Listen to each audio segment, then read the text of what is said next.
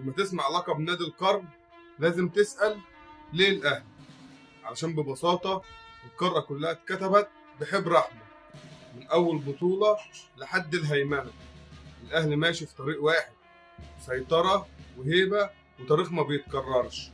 دي مش حكاية فريق كسب بطولات، حكاية نادي سيطر على قارة كاملة. دي حكاية أمجاد الأهلي في أفريقيا. 1976 الأهلي بدأ يحلم، وفي 1982 الأهلي خد أول بطولة، ومحدش كان عارف إنه هيبدأ سيطرة هتستمر لأكتر من 4 عقود. الكوتوكو للترجي للوداد كلهم اتكتبوا في صفحات المجد الأحمر. في التسعينات الأهلي رجعوا بقوة وبدأ يسيطر على السوبر الإفريقي وكأس الكؤوس. وفي سنة 2001 بدأ الانفجار الأحمر، الأهلي بيفوز بدوري الأبطال على سان داونز وبيعلن بداية عصر جديد، عصر رعب لكل فرق أفريقيا. 2005 ل 2013 دي مش سنين، دي ملحمة.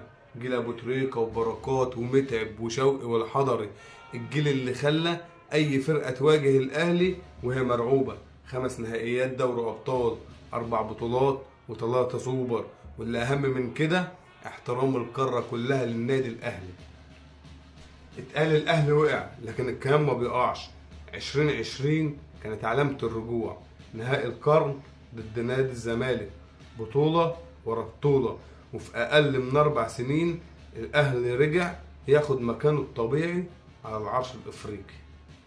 12 دوري أبطال إفريقيا، 8 سوبر إفريقي، 4 كأس الكؤوس الأفريقية، أكتر من 25 مشاركة أفريقية، أكتر نادي إفريقي شارك في كأس العالم للأندية. واللي يقول غير كده يا إما ما شافش التاريخ يا إما بيهرب منه.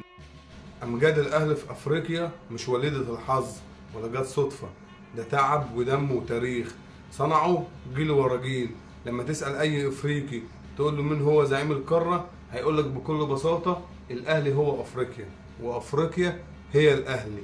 استنونا في حلقة جديدة من التاريخ أهلاوي، لأن المجد لسه مخلص. في النهاية الأهلي دايما في القلب. سلام.